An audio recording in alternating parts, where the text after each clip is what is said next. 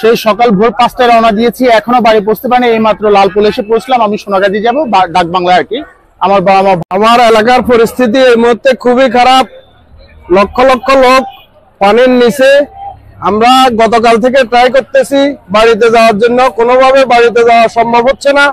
আমার সোনাগাজীর লোকজন পানি পাচ্ছে না, খাবার পাচ্ছে না। হাজার হাজার মানুষ মারা গেছে শুনতেছি।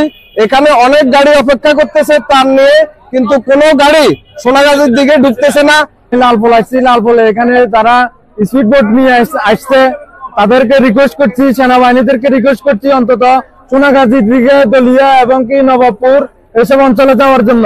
তারা বলতেছে যে চিনে না, তারপরে বলতেছে যে আমি নিজে যাব, তারপরে বলে যে ভাই আমাদের অনুমতি নাই। পরবর্তীতে আমি নিজের জীবন না চিন্তা করে আমি নিজে এখানে গেছি।